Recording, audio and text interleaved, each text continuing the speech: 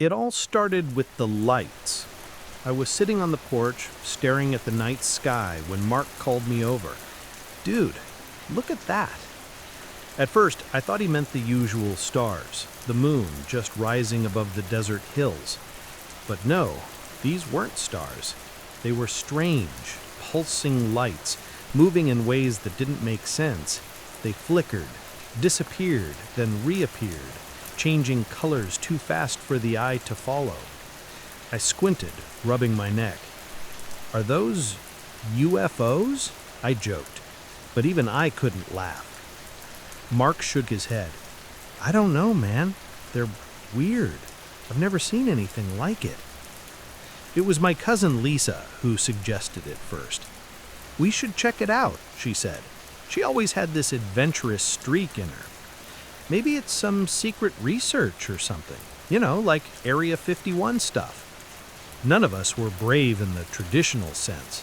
Me, Mark, Lisa, and Jordan, we weren't the type to chase down aliens or explore abandoned places. But the desert had always held a strange attraction for us. Quiet, isolated, endless sand and rocks under the stars. It felt alive at night, and maybe that's why we agreed. By midnight, we were packed into Mark's old pickup, heading out toward the hills where the lights had been seen. The night air was dry, the desert cold, sharper than any winter I'd felt in the city. We joked a little, trying to break the tension. "If an alien grabs me first, I'm blaming you, Mark," Jordan said, trying to sound brave. Mark smirked. "Yeah, and I'll leave you behind." I laughed, though it felt hollow. The closer we got, the heavier the silence became. The lights weren't just in the sky anymore. They seemed to follow, hovering over the hills like ghosts. When we reached the first ridge, we stopped. The pickup's engine ticked and hummed, echoing too loudly in the still night. Lisa grabbed a flashlight. Its beam cut through the darkness, but it didn't reach far. The desert stretched endlessly, rocks and sand blending into shadows, and above, the lights pulsed again. Green, blue, red, almost hypnotic. "That's not normal," she said, her voice tight. We didn't answer. None of us knew what to say. Then Jordan noticed something on the ground, a small object, smooth and black, almost metallic. It reflected the flashlight beam like water. He bent down to pick it up. "Don't touch it," I said, but it was too late. Jordan held it in his hand, staring at it like it was alive. It's warm." "Warm? Like life?" Jordan didn't answer. His eyes were wide, fixed on the object. And then the first sound came, a low hum, vibrating in the air, like the desert itself was singing. The object pulsed in rhythm with the lights above. The sound got louder, echoing through the hills, rattling our bones. We all dropped to our knees, clutching our ears. And then, just as it started, it stopped. The object in Jordan's hand had vanished. His hand was empty. We froze. That's when we saw the first figure. Not a person, not human, but standing upright like it should be. It shimmered like a heat wave on pavement, tall, thin, and without a clear face. Its limbs were too long, fingers too thin. It moved silently, gliding rather than walking. Lisa gasped, and I felt my heart skip. What is that?" Mark whispered, "Run." But we didn't. Our legs wouldn't move. The figure raised its arm slowly, pointing at us. The lights above responded, pulsing faster, brighter, like it was feeding off the fear in our hearts. I remember the silence, thick, suffocating. No wind, no animals, no sound but our own ragged breathing. Then the lights shifted. They didn't hover above us anymore. They circled the figure, making it glow from within. And for a moment, I saw its face. Not eyes, Not a nose, not a mouth. Just a black void, endless, and staring straight through me. I felt something inside me, a cold, creeping pressure, a thought that wasn't mine, whispering, "You belong to us." I screamed, and the figure vanished, just like that. The desert was empty again. We didn't speak on the way back to the truck. The lights had disappeared, the night quiet, but the feeling stayed. Jordan clutched his chest, pale. It saw us," he muttered. "It knows we're here." Lisa shook her head. "We need to report this. Call someone. Anyone." But when we tried, our phones were dead. Not just low battery, dead. No signal, no connection, nothing. The desert swallowed it all. We spent the night in the truck, headlights cutting weak circles of light in the dark. We didn't sleep. Every rustle of sand, every shadow among the rocks made us jump. By dawn, we convinced ourselves it was just fear, just hallucinations from isolation in the desert night. But the black object in Jordan's hand, its warmth, its pulsing, was real, and we knew it. Over the next few days, we tried to tell people, our friends, the local authorities, anyone who would listen. But no one saw what we saw. No one believed us. And the strangest part, the desert itself seemed different, quieter, as if it was holding its breath. Then, one night, I received a text on my dead phone. It was a single message from an unknown number. "Do not return, or we will come for you." The text had no timestamp, no signal icon, just those words. We thought about ignoring it, but curiosity, or maybe foolishness, got the better of us. Lisa insisted we return to the site. She said, "We need answers." We all knew, deep down, that going back was dangerous, that whatever was out there was not human, not animal, something else entirely, and it had already noticed us. But the pull of the unknown, the lights, the black object, it was irresistible. So we packed the truck again, the desert waiting silently in the night. And as we drove toward the ridge, I realized something terrible. The lights were back, pulsing, circling, waiting. Whatever it was out there, it had found us, and it wasn't done yet. The road stretched before us, endless black under the desert sky. The lights were gone for now, but the memory of the figure haunted every corner of my mind. My hands gripped the steering wheel so tightly my knuckles hurt. Mark didn't say a word. He never did when he was scared. Lisa and Jordan whispered quietly in the back seat, but I couldn't make out the words. Every time I glanced in the rearview mirror, I half expected to see something standing on the road behind us. We reached the ridge, the same place where the lights first appeared. The desert looked empty, calm, peaceful even, but that was the illusion. The air was too still, the silence too complete. It felt like the world was holding its breath, waiting. Lisa got out of the truck first, flashlight in hand. "It has to be here," she said. Her voice trembled slightly, though she tried to sound brave.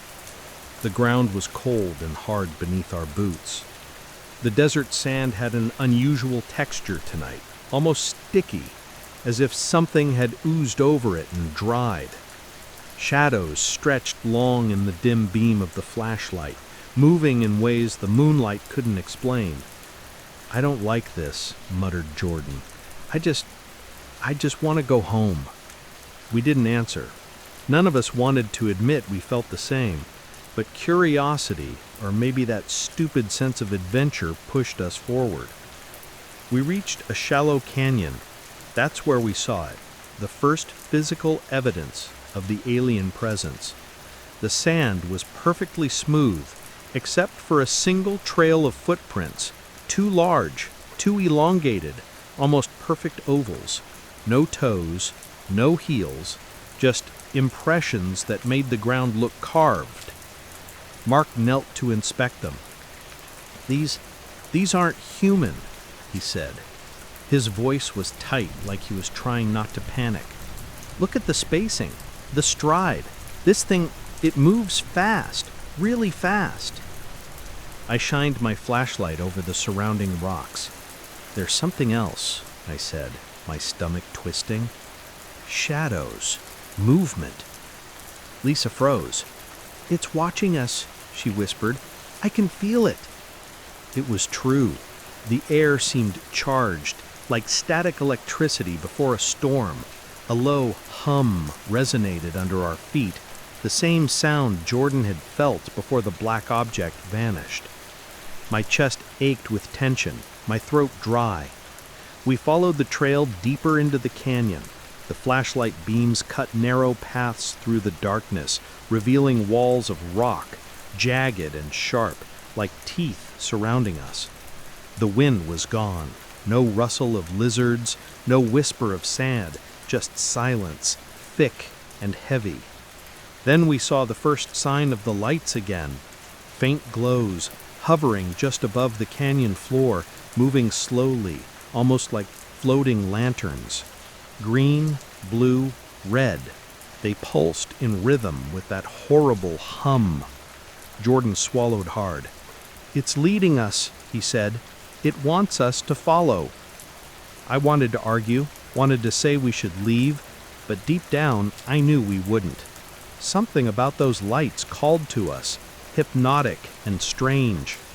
We walked forward, each step echoing in the canyon, making us feel smaller, exposed, vulnerable.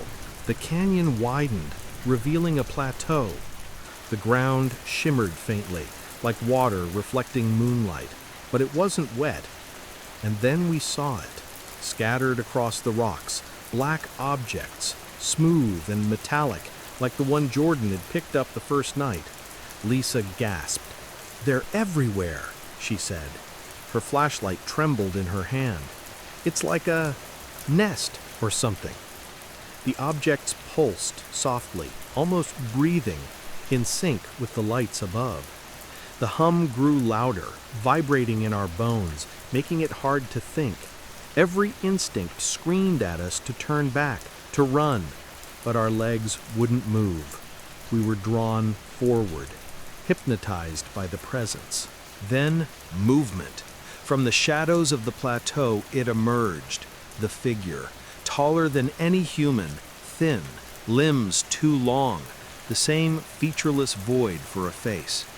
It moved without sound, gliding across the rocks like a predator. I froze, the flashlight shaking in my grip. Mark whispered, "Stay calm, don't run." But we couldn't. Fear had turned our legs to stone. The figure paused, tilted its head, and for a moment I felt it inside my mind, probing, searching. Thoughts that weren't mine brushed against my consciousness, cold and alien. "You shouldn't be here. Leave or join the others." I staggered back, nearly falling. Jordan grabbed my arm. "We need to move, slowly, stay together." The figure lifted one arm and pointed toward the plateau. The lights above mirrored its movement, circling faster now, pulsing like a heartbeat. We obeyed, walking forward, though our stomachs were tight with panic. Every step felt like stepping into a trap. Then something new happened. The ground beneath Lisa shimmered, like the heat waves above a desert road. She froze. What's happening?" A tendril of shadow rose from the ground, thin and black, moving like smoke but solid. It wrapped around her ankle, lifting her slightly off the ground. She screamed, thrashing. I lunged forward, grabbing her. Mark and Jordan helped pull her down, and the shadow vanished as quickly as it appeared. We were all panting, hearts pounding, sweat stinging our eyes. "Okay," Mark said, voice shaking. This is too much. We need to leave, now." But the lights pulsed faster, closer. The figure glided behind us, never breaking stride, always watching, always patient. We scrambled toward the truck, rocks crunching under our boots, adrenaline giving us a burst of speed. The lights followed, descending like fireflies. The hum grew unbearable, filling our heads with a high-pitched ringing that made our teeth ache. When we reached the truck, Jordan tried the keys. Nothing. The engine refused to turn. Our phones remained dead. We were trapped. The figure stopped at the edge of the plateau, arms raised, and the light spiraled around it. A deep, resonant pulse shot through the ground, knocking us off balance. I fell onto the hood of the truck, hitting my head. Dizziness and fear mingled into a sharp nausea. Lisa groaned, gripping the roof. It's controlling everything. I realized she was right. The Ambience presence wasn't just watching, it was shaping reality. The rocks, the air, the lights, even our minds. It had power here, and we were entirely inside its domain. Hours, or maybe minutes, I couldn't tell, passed. The figure eventually retreated, gliding back into the canyon, the lights dimming and fading. The hum receded, leaving a heavy silence. We huddled together in the truck, shaken, exhausted, unsure if we could even survive the night. I glanced at Lisa and Jordan. They looked the same way I felt, terrified and mesmerized at once. Mark broke the silence. "We came looking for answers," he said, voice barely audible. And we found something we weren't supposed to see." I nodded, swallowing hard. "We have to go back home. We can't stay here." But I knew it wasn't that simple. The presence in the canyon had marked us, imprinted something inside our minds. We hadn't just seen it, we had been seen. And somewhere in the desert, beyond the ridge, the lights were pulsing again, waiting. The night air in the desert had a weight to it, like something was pressing down on our shoulders. Every rustle of sand, every distant echo made our hearts jump. We were exhausted, but there was no resting. The alien presence had marked this place, and it wouldn't let us leave without something. We stayed in the truck, headlights sweeping over the plateau. Every rock, every shadow seemed to shift when we weren't looking directly at it. Lisa shivered beside me. It's alive," she whispered, voice barely audible. Jordan muttered something under his breath, but I didn't catch it. I didn't want to. The fear in his eyes was enough. Mark finally spoke. "We need to move, just step by step. We can't sit here all night." I nodded, gripping the door handle. But as soon as we stepped out, the air changed. The desert smelled different, sharp and metallic, like blood and ozone mixed together. My stomach churned. We moved slowly, flashlights slicing through the darkness. The black objects were scattered all over the plateau, but this time they weren't still. They pulsed, almost breathing. And as we got closer, some began to float slightly above the ground, hovering, spinning slowly. Lisa gasped. They're moving!"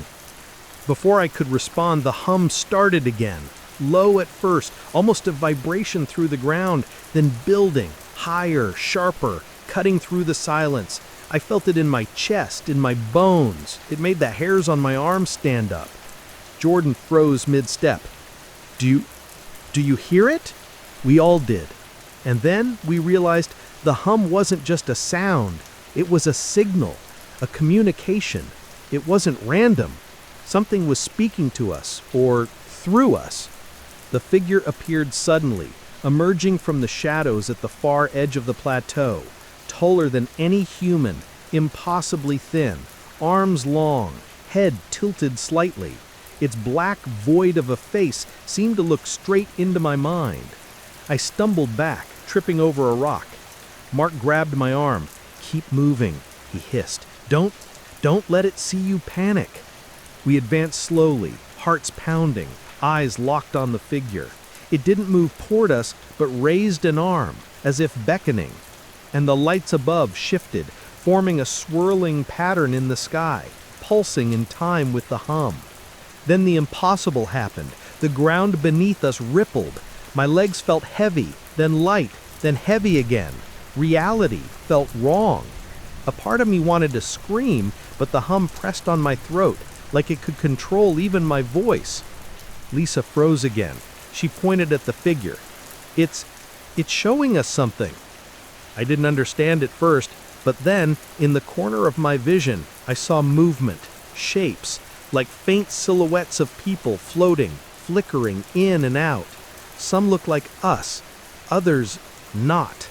They were twisted, distorted, faces like masks staring blankly. The figure moved one hand in a slow, deliberate gesture. The shape seemed to respond, moving toward it, merging into a larger shadow. My stomach churned.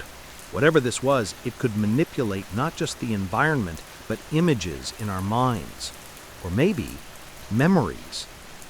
Jordan stumbled backward.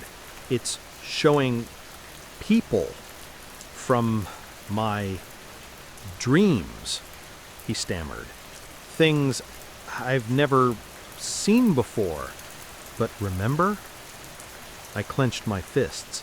It wasn't just the desert anymore. It was our minds it could reach. Then came the first physical contact. A black tendril, like the shadow from before, slid across the sand and wrapped around Jordan's ankle. He screamed, yanking at it, but it didn't tighten. Instead, it seemed to pull him gently toward the figure, almost coaxing him. "Jordan!" Lisa cried, running forward. I grabbed her shoulder to stop her. The figure didn't move. It didn't need to. The tendril pulled him up into the air, and for a second, he hovered there, screaming silently, eyes wide with terror. Then, just as suddenly, he was back on the ground, lying still. We rushed to him. He was shaking, eyes darting, but no physical injuries. It was like the alien had tested him, probed him, and released him. Breathing hard, I realized the truth. We were being evaluated, observed, tested. Every instinct screamed at us to leave, but our curiosity and terror kept us rooted. Lisa whispered, It's intelligent. It knows we're afraid. It's learning." Mark's face was pale. "And it's playing with us like we're toys." I shined the flashlight on the black objects. They floated closer, surrounding us in a half circle. Some hovered at head height, others at ground level. The hum intensified, filling every corner of my mind. I couldn't think clearly. My thoughts felt slow, sluggish, like wading through thick water. And then I understood. The alien presence could reach into our perceptions, our memories, even our sense of time. Minutes, or maybe hours passed. We couldn't tell. The desert seemed to stretch endlessly, the plateau folding and bending, shadows moving in impossible ways. Every step forward felt like we were trapped in a loop, walking in circles but never reaching a safety. Lisa stumbled. It's showing me my mom, or what I think of as my mom, but she's wrong. Her eyes, she's twisting her. I wanted to comfort her, but fear gripped me. The figure didn't move, yet its influence reached farther than anything I had imagined. Every black object, every pulse of light, every vibration in the ground, it was all connected. It was an intelligence, a predator, a manipulator. Finally, Mark whispered, "We need to leave now. Don't look back." We turned and ran toward the canyon exit. The plateau seemed to resist, the shadows stretching, the ground rippling beneath our feet. Some objects floated after us, trailing silently. The hum shifted, rising to a deafening pitch, and for a moment I felt my mind almost break. Then, as suddenly as it started, the presence withdrew. The object settled on the sand. The lights in the sky dimmed, circling once, twice, then vanishing. The hum faded into nothing. We collapsed near the truck, panting, shaking, hearts hammering in our chests. Jordan whispered, It didn't want to hurt us yet, but it could, and next time it might." Lisa nodded, tears streaking her face. "We need to document this, record everything, if anyone ever finds us." I swallowed hard. "We also need to survive. First survive, then maybe we'll have a chance to explain." We spent the rest of the night huddled in the truck. Every rustle in the sand, every whisper of wind made us jump. The desert was quiet, but not peaceful. The presence was out there, waiting, watching, learning. And deep down, we all knew that our first encounter had only been a test. The real horror was yet to come. The morning light came slowly over the desert, pale and weak, as if the sun itself was hesitant to witness what had happened the night before. We didn't sleep. None of us could. Every rustle of wind, every shifting shadow seemed amplified, as if the desert itself was alive and watching us. Mark finally broke the silence. "We need to leave," he said, his voice trembling. "We can't stay here another second." I nodded, but deep down, I knew leaving wasn't going to be simple. The desert didn't want us to go, and the presence from the night before, it was still out there, waiting. Lisa checked the back of the truck. "Jordan, you okay?" she asked, but there was no answer. I froze. My stomach dropped. I turned toward the canyon path where he had been sitting. Nothing. No Jordan, not a trace. "Jordan!" I called, my voice shaking. "Jordan!" Lisa grabbed my arm. "He was just here. He was right behind us." Her voice rose in panic. Mark swore under his breath. No, he couldn't just vanish. Not like that." The desert was silent, too silent. Not a bird, not a lizard, not a sound except the soft hum in my ears from last night. It wasn't a hum anymore. It was a warning. We split up, cautiously, flashlights sweeping the ground and the shadows of the canyon. The black objects from the plateau were gone. The sand, however, bore strange patterns. Not footprints exactly, but impressions that weren't human. Circular, elongated, almost like the alien had pressed its hands, or something else, against the ground, leaving marks. I called out again, "Jordan!" Nothing. And then, faintly, I heard it. A whisper. Not from him, but from the wind, from the sand. A voice in my mind. "You should not be here. You will join the others." I staggered back, heart pounding. Lisa grabbed my shoulder. "You hear it too, don't you?" I nodded, swallowing hard. "It's him. The thing." Mark found something on the ground. A black object, smaller than the others, pulsing faintly. He picked it up, but the moment he touched it, a wave of dizziness swept over him. His knees buckled, and he nearly dropped it. "Put it down!" I shouted, grabbing his arm. But it was too late. The pulsing object vibrated in his hand and projected a shimmer into the air, an image. We saw Jordan, or at least, we thought we did. The shimmer showed him standing perfectly still on the plateau, staring directly at us. But his eyes, they weren't his. They were black voids, like the aliens, hollow and empty. Lisa screamed, "That's not him!" And then the shimmer disappeared, leaving only the empty sand behind. Mark dropped the object. It's taking him, testing us, playing with us." I realized he was right. The alien wasn't just hunting, it was teaching us fear, shaping our reactions, showing us what it could do. And if we panicked, it would take the next step. We ran toward the plateau, desperate to find Jordan. The canyon seemed to stretch endlessly, as if the landscape itself had been altered. Rocks twisted subtly, shadows moved unnaturally, and every step forward felt like walking deeper into a trap. The lights from last night reappeared, hovering above the ground in a slow, hypnotic pattern. The hum returned, rising to a pitch that made my teeth ache and my mind foggy. Lisa clung to me. It's everywhere," she whispered. "I can feel it watching, in my head." I couldn't deny it. Every thought, every memory, every fear I tried to suppress seemed magnified.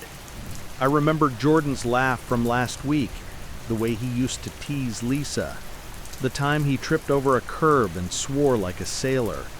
And then, the alien twisted it. I could see him tripping in slow motion, screaming silently, eyes black, void-like. I shook my head, trying to push it away, but the vision wouldn't leave. Mark found more black objects on the sand. Some were pulsating rapidly now, almost like hearts beating. Others hovered near the canyon walls, spinning slowly, observing us. Suddenly, a tendril of shadow shot out from one of the objects. It wrapped around Lisa's arm, pulling her slightly off the ground. She screamed, flailing. I grabbed a rock and swung it, hitting the shadow. It vanished, leaving her panting and terrified. "This isn't real," Lisa shouted. "It can't be real."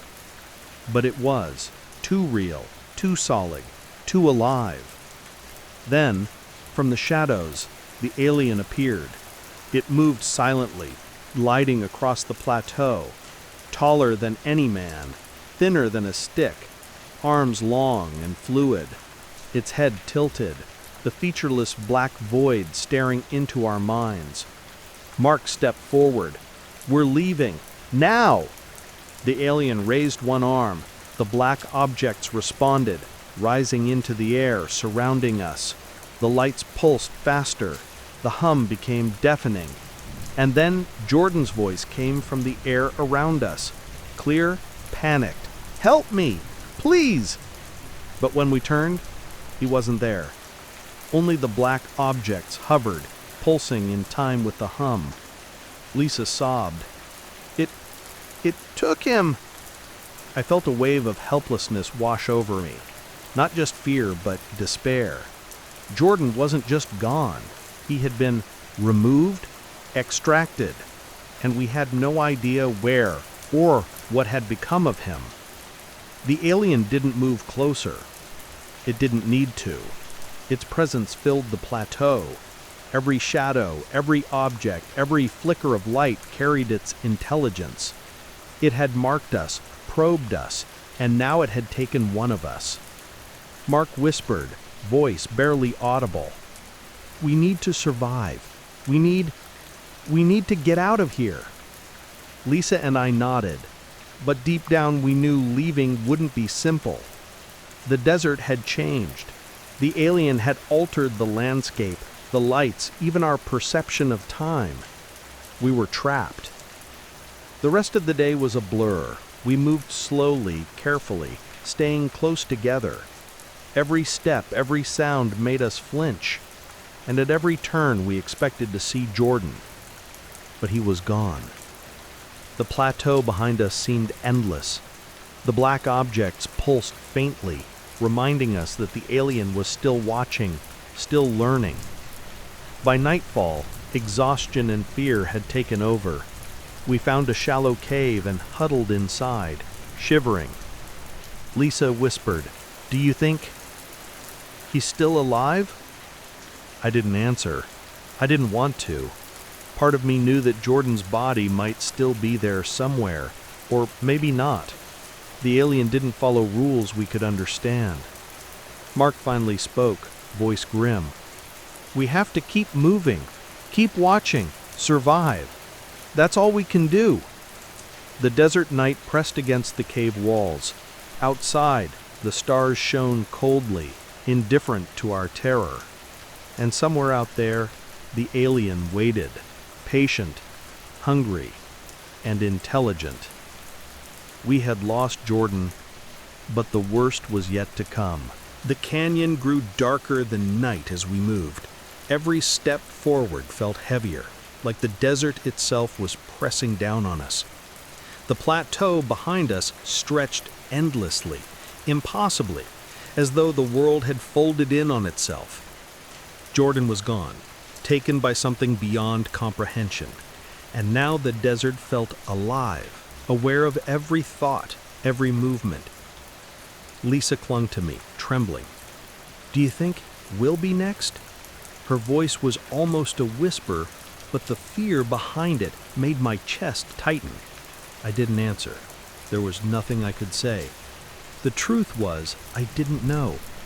Every instinct screamed that the alien was still out there, watching, learning, ready to take the next step.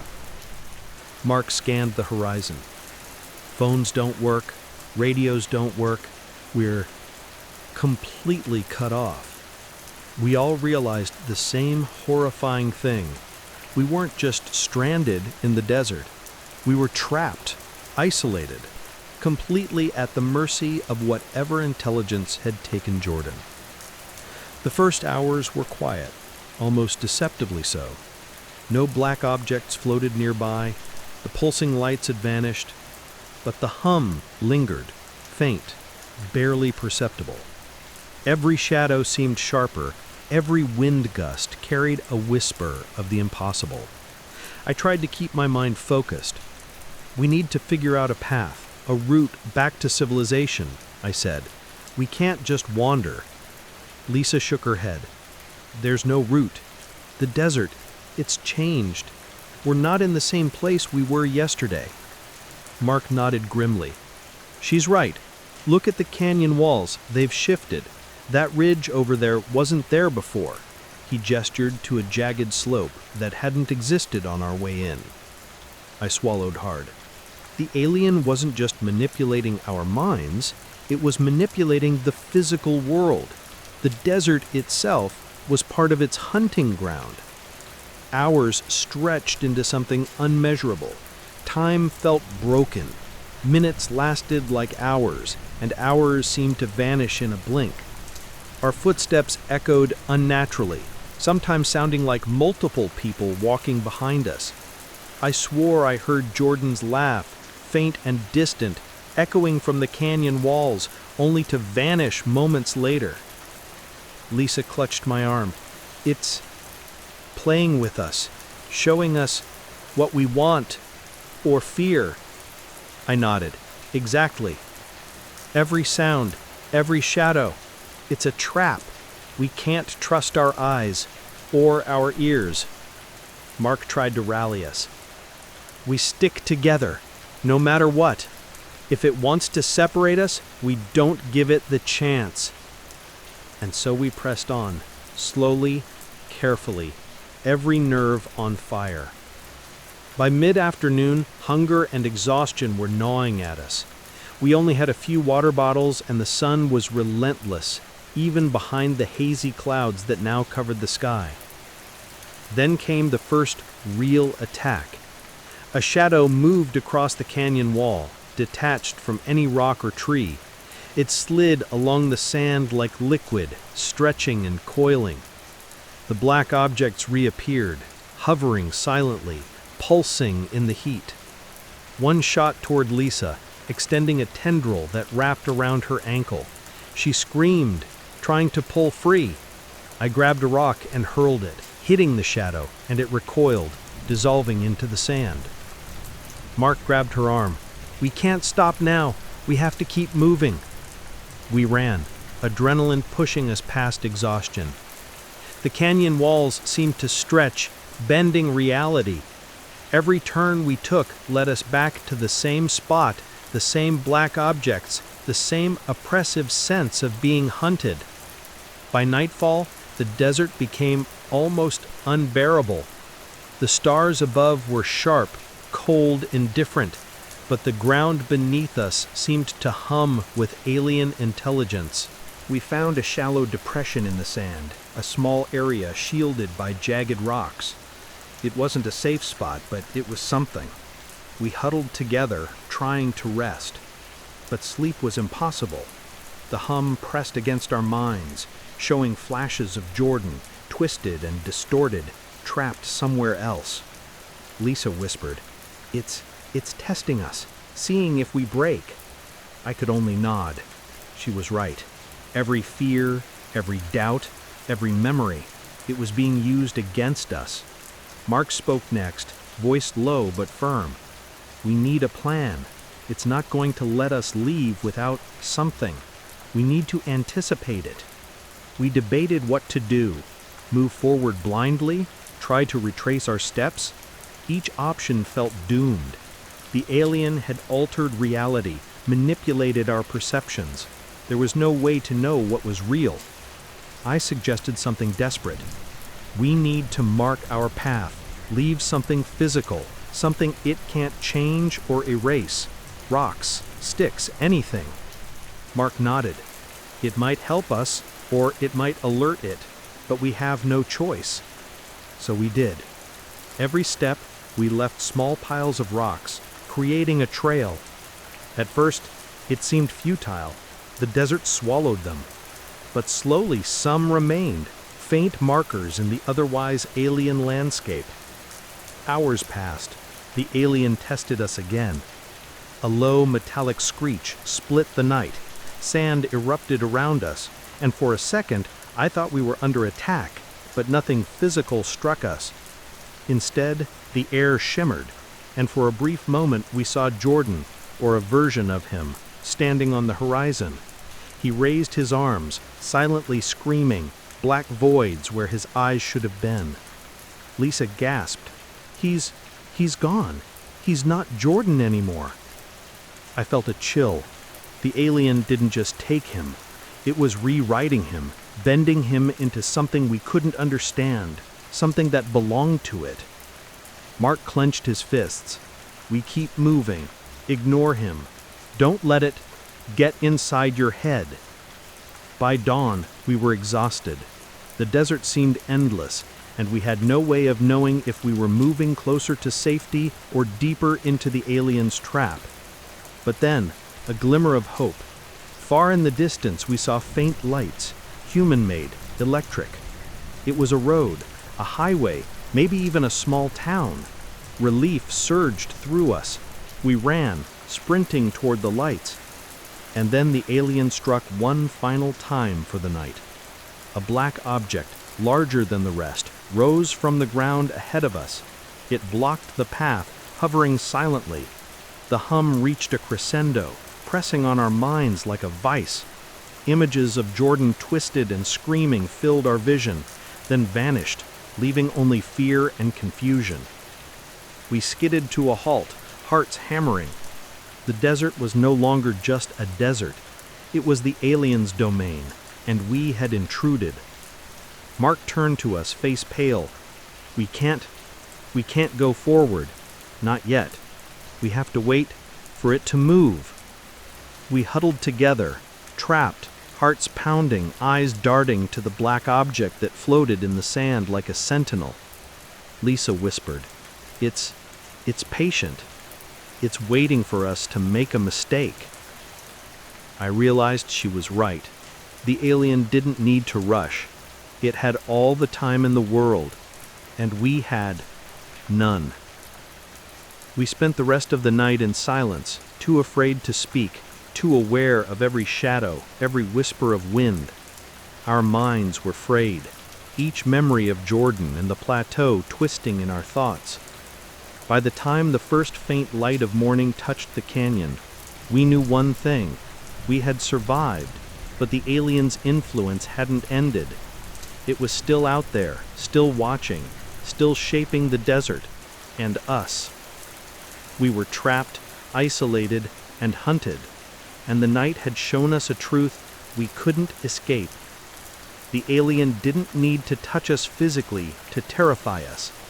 Its power of perception, of reality, over our very minds was enough to break anyone. We had survived part 1 of its test. But the real challenge was just beginning. The sun rose weakly over the desert, pale and hesitant, as if even it feared the place we were trapped in.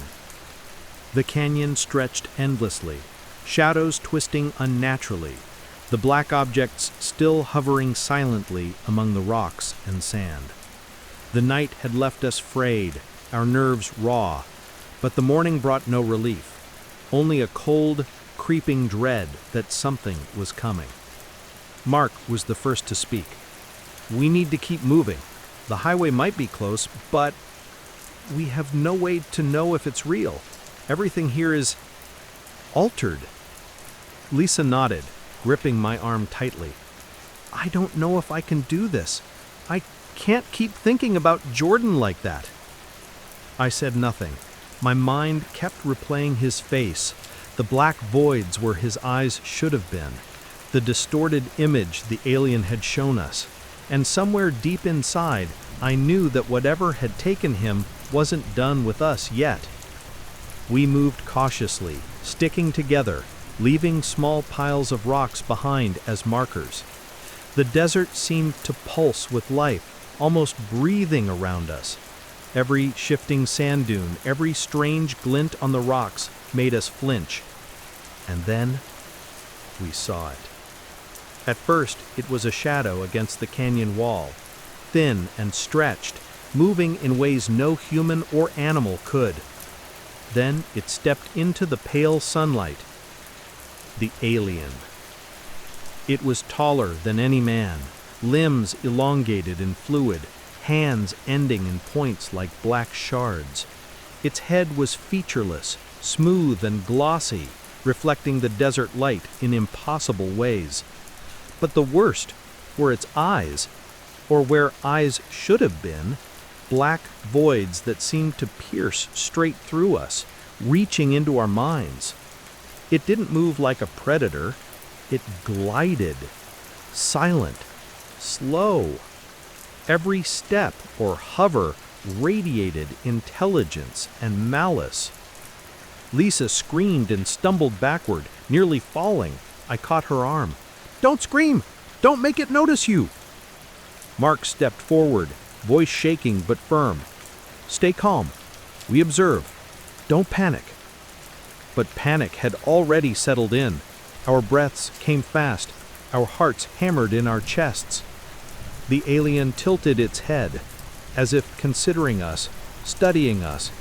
Its gaze, if that's what it was unbearable. Thoughts I hadn't dared think began surfacing, memories I'd buried, fears I'd ignored. It was probing everything inside me, inside all of us. It raised one arm, long and fluid, pointing toward the black objects. They rose into the air, spinning slowly, forming a circle around us. The hum returned, low at first, but then building, pressing on our minds. I swayed on my feet, disoriented. Lisa clutched my arm tightly. Mark's jaw was tight. He was trying to appear brave, but I could see the fear in his eyes. And then it spoke, not with words, but in our minds. Clear, precise, alien. "You should not be here. You see, you should not have come. One is gone. Now you remain." I stumbled backward, my hands pressed against my temples as images flashed before my eyes. Jordan screaming silently, contorted, his body twisted unnaturally. The ground beneath us seemed to ripple. The black objects pulsed faster. Lisa whimpered. It's showing us Jordan." "Yes," I whispered. "It's not him anymore. It's making him something, part of it. And it could do the same to us." Mark grabbed my shoulder. "We need to get out of here, now. There's a path, maybe through that ridge. If we can just move fast, maybe we can—" Before he could finish, the alien moved, not fast, not rushing, but the moment it hovered closer, the world around us shifted. Shadows bent, the rocks seemed taller, the sand deeper. It wasn't just moving, it was reshaping the desert. We ran, stumbling over rocks and sand, the black objects following silently, circling us. The hum grew louder, inside our heads now, a constant pressure that made our thoughts slippery and foggy. We found a small ravine and dove into it, gasping for breath. The alien hovered at the top, tilting its head, observing. It didn't need to follow. It had trapped us already. Mark whispered, "It doesn't chase, it controls. We can't outrun it. We have to survive." The desert around us rippled again. Shadows moved with intent, black objects hovering closer. And then the alien projected images, visions of our fears, families we'd lost, mistakes we'd made, secrets we'd hidden. It pressed on our minds, twisting reality until we weren't sure if we were seeing the desert or our own nightmares. Lisa collapsed against me. I can't take it. I can't." I held her tightly, feeling the fear pulse through her, through all of us. The alien wasn't just a predator. It was a manipulator, a master of perception. Time became meaningless. Minutes stretched into hours. Every sound, every shadow, every flicker of light was a threat. The alien didn't rush, but its presence was constant, inescapable. We realized something terrifying. This creature didn't need physically touch us to harm us. Every thought it probed, every fear it magnified, chipped away at our minds. Jordan's disappearance was the first warning. Mark's voice was strained. We need to fight back, not with strength, with focus. Don't let it see fear. Don't let it enter our minds completely. But how could we block something that existed partly in thought, partly in reality, partly somewhere beyond? Suddenly, the alien extended one limb toward us. The black object swirled faster, pulsing violently. The hum became deafening, and I felt my mind teeter on the edge of panic. I focused on breathing, counting, anything to anchor myself. Lisa mirrored me. Mark closed his eyes, teeth gritted. And then the alien paused. It tilted its head again, as if curious. Perhaps it sensed our resistance, our fragile attempt to hold on to reality. For a moment, it seemed almost uncautious. We realized an important truth. The alien was intelligent, patient, calculating. It wasn't mindless. It was learning, testing, judging us. And the desert, the black objects, the visions, they were all part of its hunting method. Mark whispered, "We survived tonight. Maybe we survive tomorrow, but we have to stay calm, stay together, and never let it break us." The alien retreated slightly, hovering above the sand, watching. It was still there, still present, but it hadn't touched us physically, not yet. We huddled in the ravine, exhausted, terrified, minds stretched to the breaking point. Outside, the desert was silent, but alive, waiting, and full of the alien's watchful presence. By dawn, the alien was gone, at least from sight, but the black objects remained, pulsing faintly. The hum lingered in our heads, a constant reminder that we were still trapped, still hunted. We had seen it fully, understood its form, its intelligence, but the encounter had left us shaken to the core. The creature wasn't just a physical threat. It was a mental predator, capable of bending reality and perception to its will. Lisa whispered, It's not just out there, it's in here," pressing a hand to her temple. I nodded, too afraid to speak. The alien had marked us, touched our minds, and changed the way we would see the desert forever. Mark finally spoke, voice grim. "We keep moving, one step at a time. One day, maybe we find a way out." We knew, though, that the desert, the alien, and the horrors of that night would follow us, patient, intelligent, and unstoppable. We moved cautiously through the desert, every step heavy with fear. The alien was gone from sight, but its presence pressed down on us like a weight. The black objects floated quietly ahead, pulsating faintly, their slow rotation almost hypnotic. The hum in our heads never truly left. It lingered like a constant reminder that the alien was still there, still watching, still shaping everything around us. Lisa stumbled, collapsing against a rock. Her hands shook as she whispered, I keep seeing Jordan. Everywhere. He's calling to me. I looked at her, voice low. Don't go to him. He's not Jordan anymore. It's using him. Mark was silent, scanning the horizon, jaw tight. It's testing us.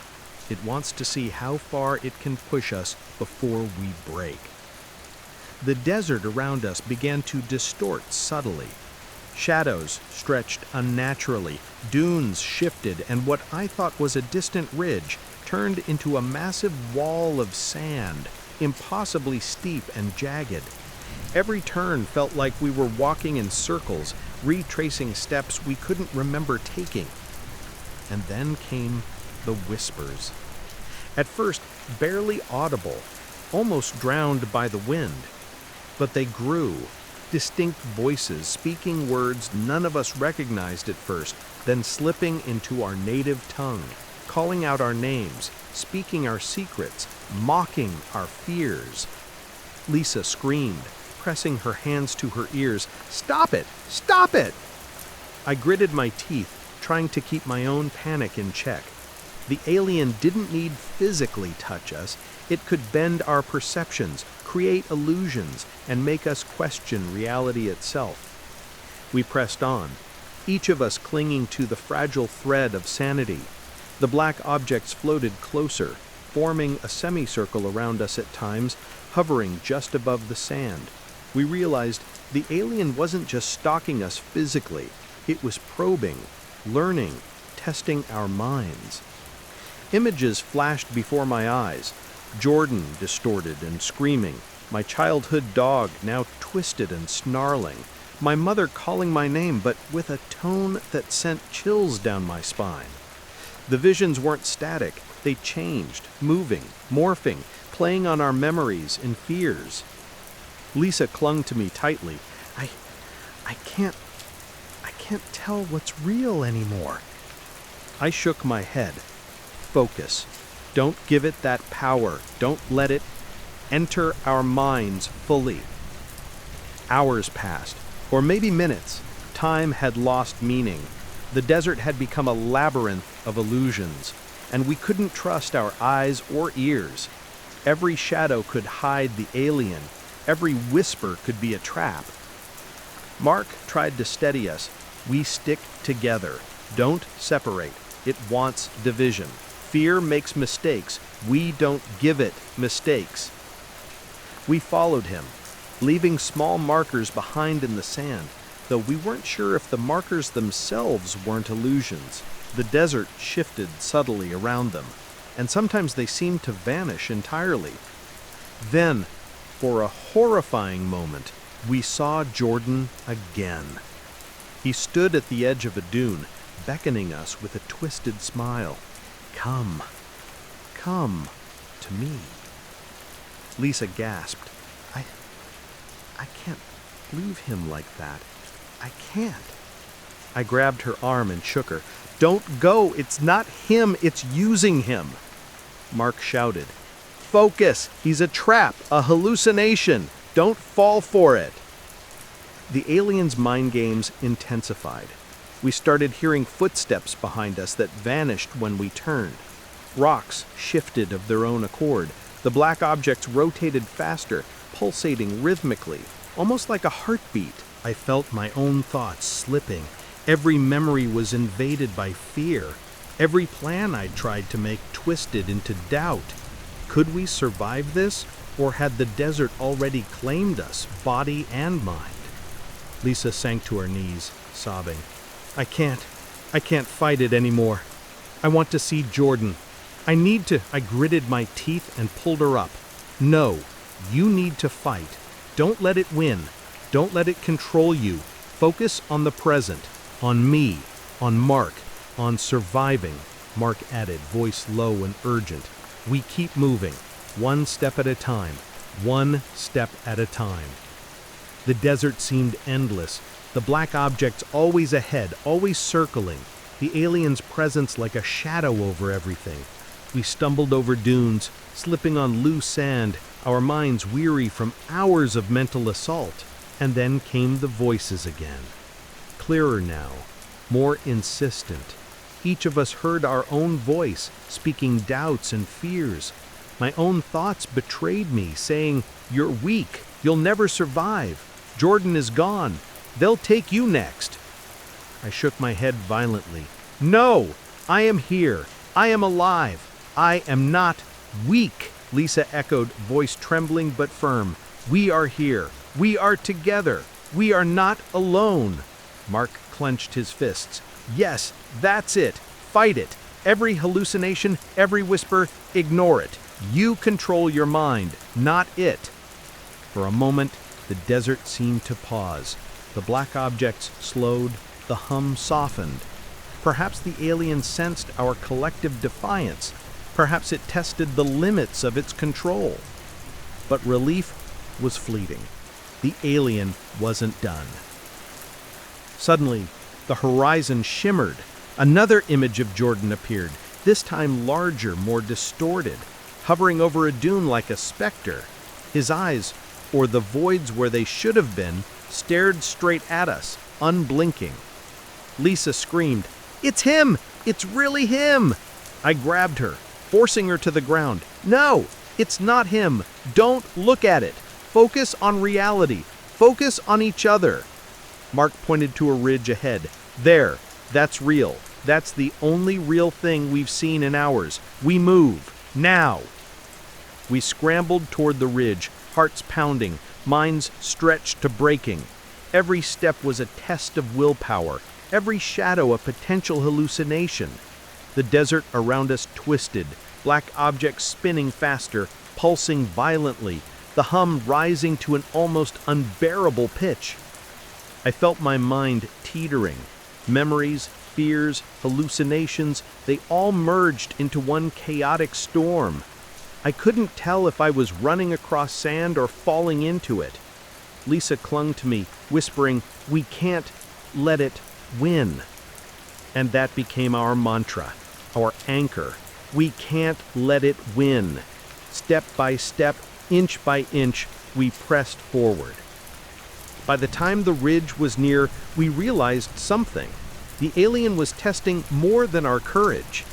It was measuring our unity, our ability to hold on to reality and each other. It had broken illusions, conjured fears, and invaded our memories, but we were still standing. Mark, breathless, muttered, We survived the night. Maybe, but it's still out there. It won't stop. Not now, not ever." We nodded silently, too drained to speak.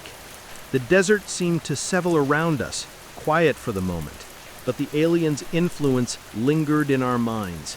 Every sound, every shadow, every heartbeat reminded us that we were being hunted, not just by a creature, but by something that could invade reality itself. We had survived another phase, but the alien's mind games had left scars deeper than the desert sand. And somewhere out there, Jordan, or what the alien had made of him, waited. The ridge was steeper than it looked, but it was our only hope. Every step felt like moving through molasses, sand slipping beneath our boots, muscles screaming from exhaustion. The desert stretched endlessly around us, the black objects still hovering in the distance, pulsing rhythmically like a heartbeat. The hum inside our heads had returned, low but insistent, pressing on our minds with an almost physical weight. Lisa stumbled again, falling hard against the slope. I grabbed her arm, yanking her upright. "We can't stop now! Not here! Keep moving!" Mark was ahead, scanning constantly. "Stay close! It's still watching! It's still learning!" We pressed forward, hearts hammering, every nerve on edge. The alien had pushed us to the brink, and now it was time to see if we could survive the hunt. The ridge leveled out, and we caught sight of something that made all of us freeze. A figure, crouched at the top. Humanoid, but impossibly tall, limbs stretched like shadows. The alien.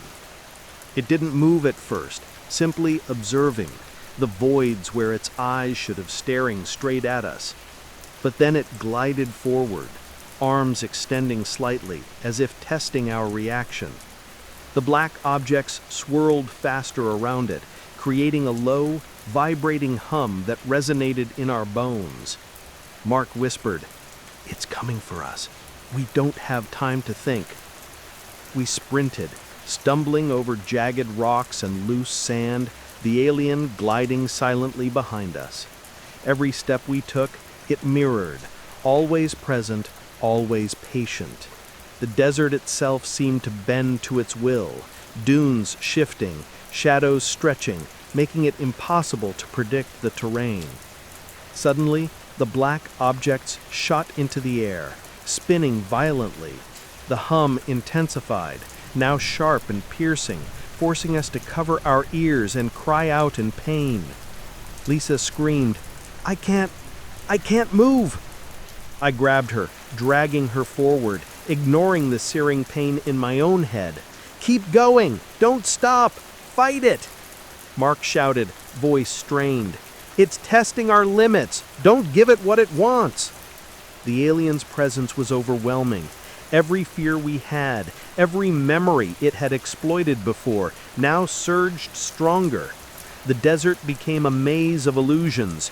Jordan's face appeared on the rocks, the wind carried whispers of betrayal, and our own shadows seemed to twist and reach for us. We rounded a bend and saw a small canyon below. "Down there!" I shouted. "It might slow it down." Mark hesitated. "It doesn't need to follow us physically.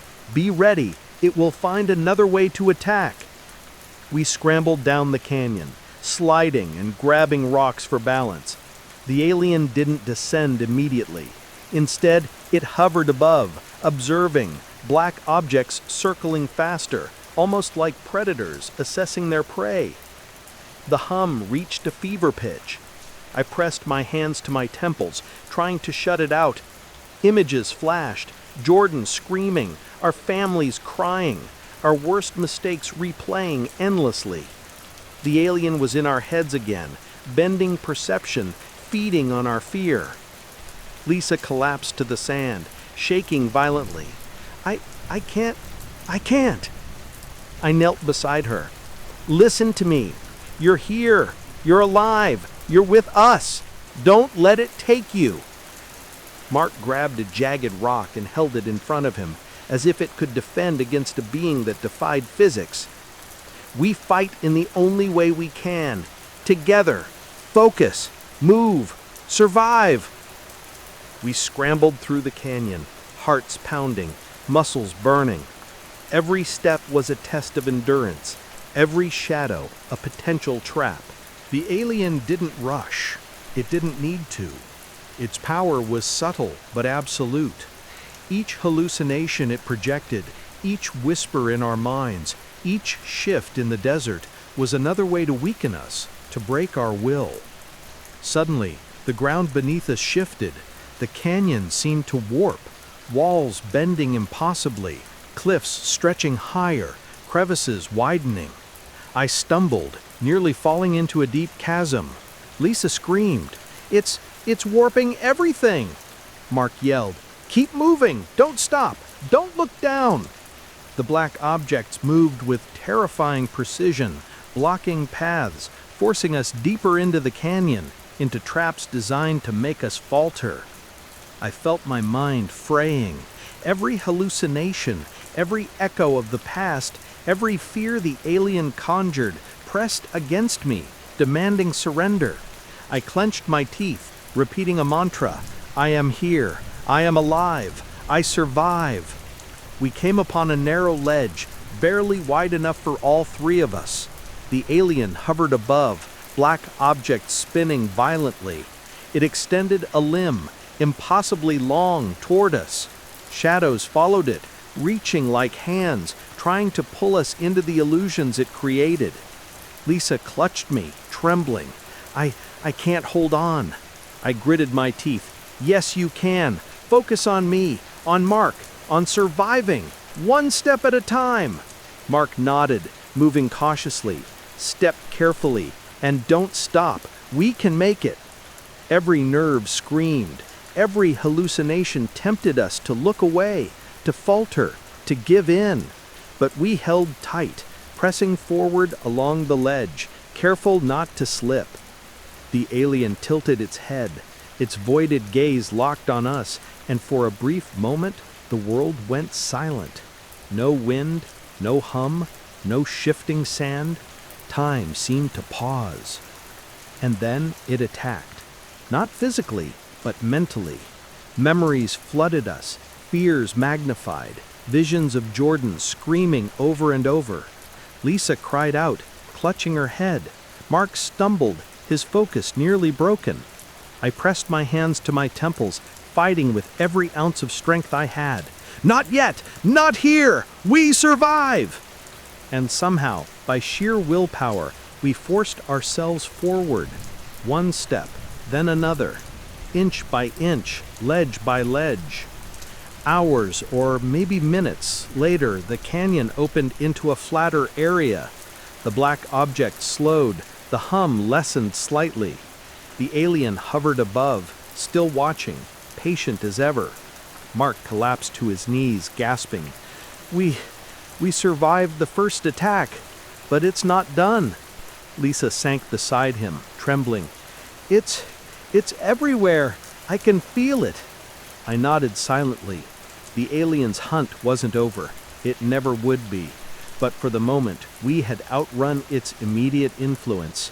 We had survived by clinging to each other, by focusing on reality and ignoring the illusions. We had learned something critical. In this fight, fear was the weapon the alien used most effectively. Unity, focus, and sheer willpower were our only defense. By evening, we found a small cave to rest in. Shadows lengthened unnaturally outside, black objects rotating slowly. The hum was still there, faint, a reminder of the alien's presence. We huddled together, exhausted, minds frayed, but alive. Mark whispered, "We made it through this phase, but we need a plan. We can't keep running blindly. It's learning us, testing us, and soon it will try something new." Lisa shivered, voice soft. "I don't know if I can survive more of this." I took her hand. "We have to. We're still here. We're still alive. And that means we can fight, one step at a time." The alien remained outside, patient, calculating. Its hunt was far from over, and the desert would continue to bend to its will. But for now, we had survived the first direct confrontation. We had faced its mind games and not broken. The fight wasn't over, not by a long shot. The cave offered little comfort. Shadows flickered along its walls as the sun dipped low behind the jagged dunes. The black objects lingered outside, silent but pulsing, like ominous stars in the desert night. The hum had lessened, but it never fully disappeared. Every heartbeat reminded us that the alien was out there, waiting, watching, learning. We were exhausted. Muscles ached, minds frayed, but exhaustion didn't mean safety.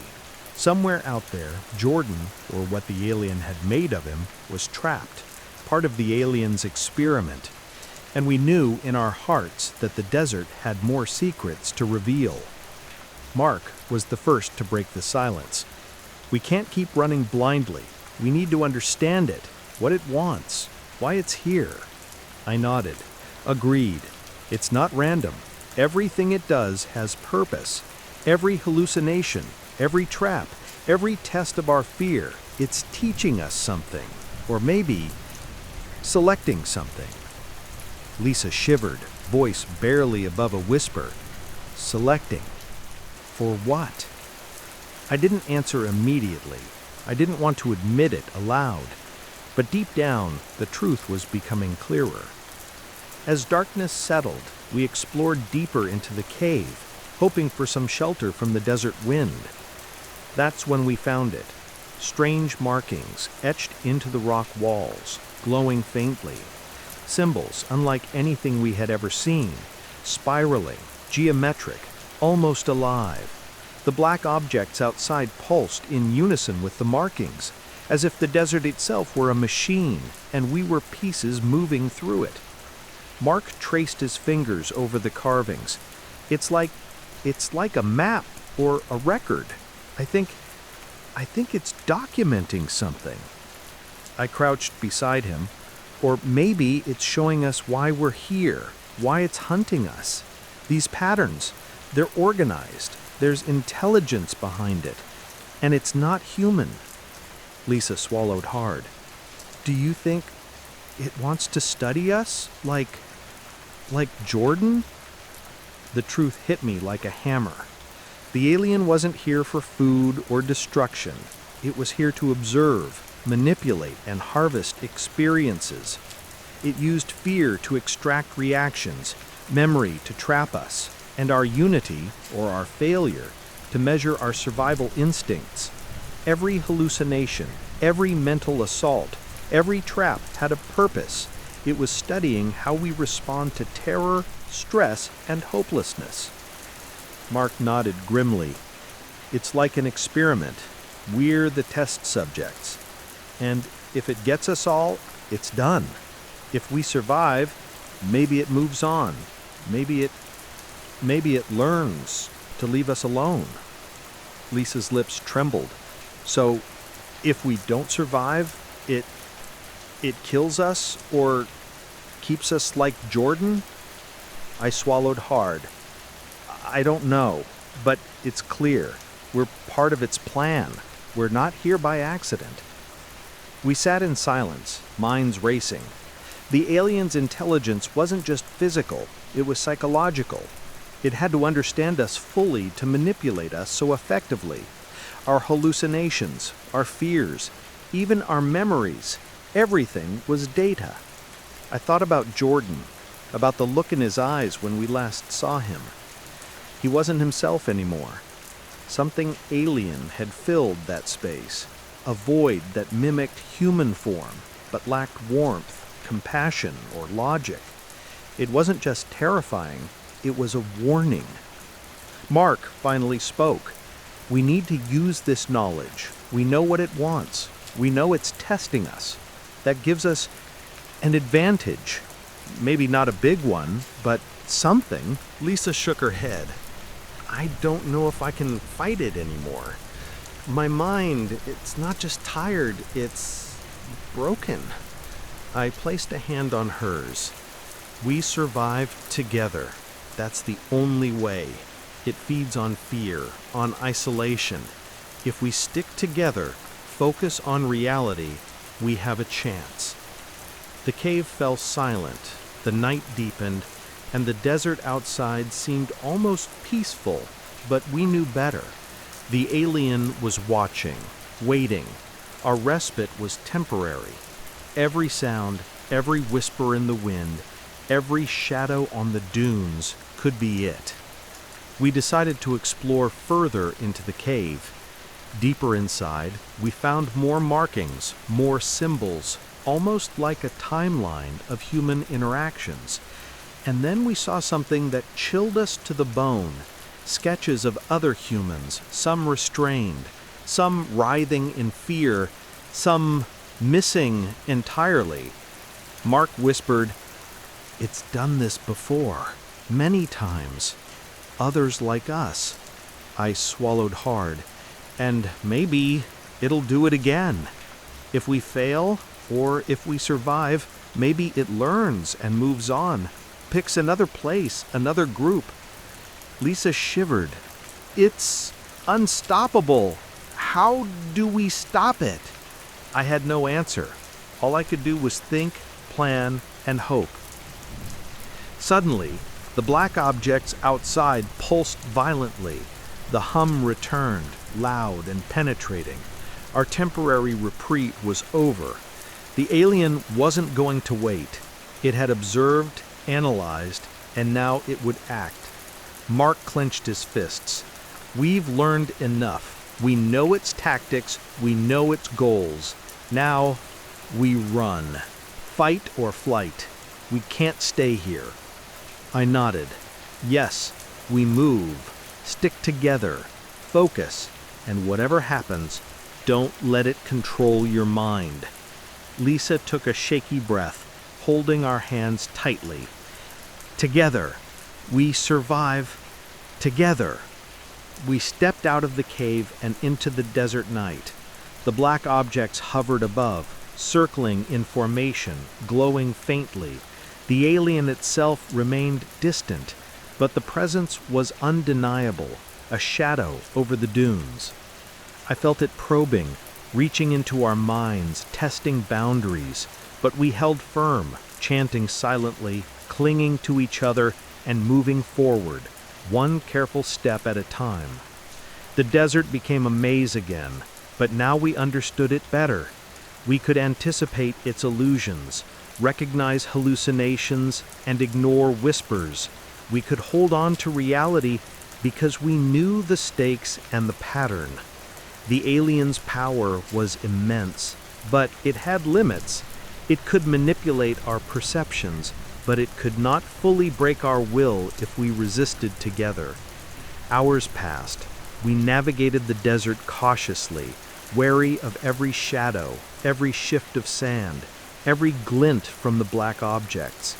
The alien never fully revealed itself, but we felt it everywhere, a presence threading through the night, testing, observing, anticipating.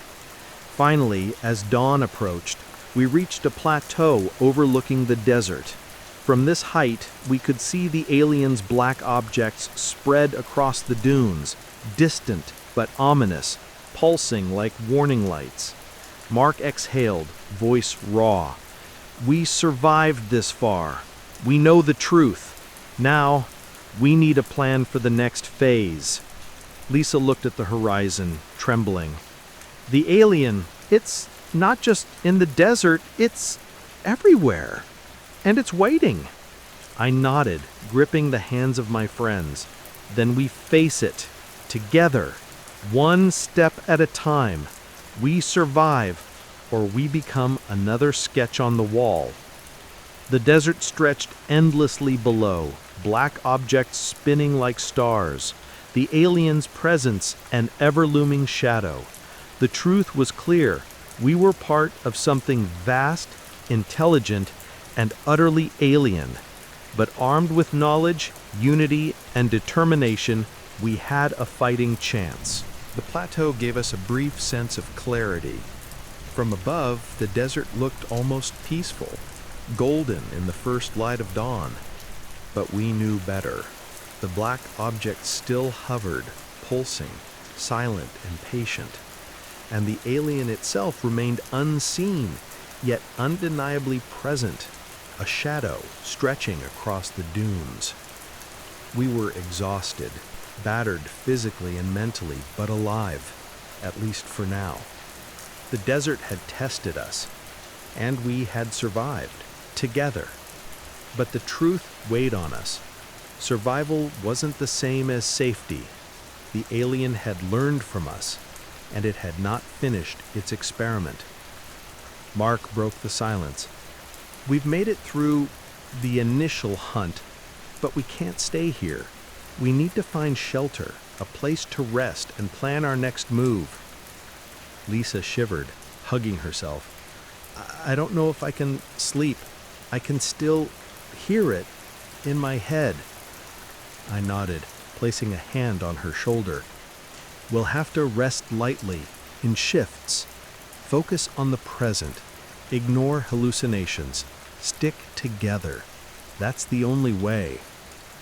We descended carefully, keeping our eyes on the black objects that lingered, always watching. The desert wind shifted, carrying whispers and subtle echoes that made the hair on the back of my neck stand up. Every step reminded us we were still prey, still part of the alien's experiment. Hours passed as we navigated toward a small rocky outcrop. The terrain was uneven, jagged, and unforgiving, but it offered some cover. We huddled together, each of us silently processing what had happened. The night had been a test of endurance, fear, and willpower. Every hallucination, every shadow, every whisper had been a weapon, and we had survived. But survival had come at a cost. Jordan's absence haunted us. The alien had claimed him, or at least claimed the version of him we had known. His screams, his twisted form lingered in our memories, a constant reminder of the stakes. Mark finally spoke, voice low. "We've learned more about it, yes, but knowledge doesn't guarantee safety. It just buys us time. We need a plan if it comes back, if it doesn't leave." Lisa looked at him, eyes wide. Do you think it ever leaves? Or does it just move on to the next group?" I shivered at the thought. I don't know, but one thing is certain. It adapts, it watches, it learns, and if it sees weakness, it takes advantage. We sat in silence, the wind carrying faint echoes, almost as if the desert itself whispered our fears back to us. It was a reminder that even in daylight, even when the black objects seemed distant, the alien's presence was never far. As we rested, our minds slowly began to piece together the sequence of events. The hallucinations, the warped landscape, the black objects, and the alien's manipulations were all interconnected. It didn't need to chase us physically to control us. Fear itself was a weapon, bending perception and testing endurance. We realized that our survival hinged not only on avoiding direct confrontation, but on maintaining our minds. Unity, focus, and awareness were our shields against its influence. Mark broke the silence again, voice firmer this time. "We need to move. We can't let it corner us again. We need a route out, and we need to stay vigilant. It might test us again in ways we can't predict." We continued through the desert cautiously, keeping our eyes on the horizon and each other. The black objects shifted and rotated, but maintained a safe distance, almost like sentries. The alien's presence pressed against our minds, subtle and invasive, but not overwhelming.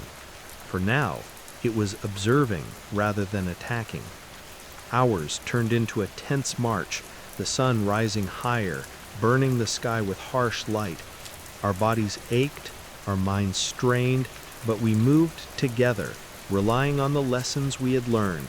Ignore hallucinations, trust each other, and focus on survival. As midday approached, the desert opened to a flatter area. There, in the distance, we saw faint traces of vehicles, or maybe remnants of previous expeditions. Could it be a base, abandoned or hidden? Or was it another layer of the alien's manipulation? Mark whispered, "We check carefully, stay alert, don't trust anything yet." We advanced cautiously. Every shadow, every glint of metal, every shift in the sand could be a trap. The black objects hovered above, maintaining a constant, pulsating rhythm. The alien had not revealed itself directly, but its influence was undeniable. Suddenly, movement caught my eye. A figure crouched near a boulder. My heart leapt. Could it be another survivor? Or a trick, a hallucination designed to lure us closer? Mark motioned for silence. "Stay back, watch. Don't approach until we're sure." We observed carefully. The figure moved slowly, erratically. As it came closer, the realization hit us. It was human, but not alive, at least not fully. It moved unnaturally, jerking, empty eyes reflecting the desert sun. Lisa gasped, "It's like Jordan." I nodded grimly. "Yes, the alien, it changes them, twists them. They're no longer themselves." Mark swallowed. "We keep moving. We don't stop. We survive, and we don't look back." We pressed onward, moving through the desert, shadows stretching behind us, black objects still hovering above. Hours passed, the terrain slowly changing. We spotted a distant road, a faint line of asphalt cutting through the dunes. It seemed impossible, like a mirage, but it was real. Mark exhaled, relief and tension mixing. If we reached that road, we might get help. We might escape this. Lisa whispered, almost to herself, "Escape, if we can." I felt a flicker of hope. For the first time, the alien's presence seemed less immediate, but I knew better. We were still part of its experiment. Every step forward was observed, every breath counted, every reaction logged. The desert might allow us to leave, but it would never stop learning. As the road drew nearer, the black objects began to retreat, rising into the sky. The alien itself remained unseen, but its influence lingered, subtle and oppressive. We walked in silence, wary, exhausted, but alive. We had survived the hunt, survived the hallucinations, and survived the desert's manipulations. But the cost was high. Jordan was gone, twisted by the alien into something unrecognizable. Our minds were frayed, our bodies battered, and we knew deep down that the alien was still out there, somewhere, waiting for its next experiment. Mark finally broke the silence, voice low but resolute. "We made it through this phase. We survived. But we have to remember, we can't stop. Not ever.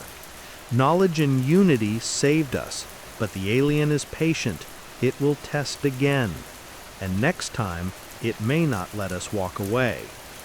Lisa shivered, gripping our hands tightly. "Then we survive together, always together." I nodded. Together, one step at a time. The sun rose fully, casting long shadows across the desert.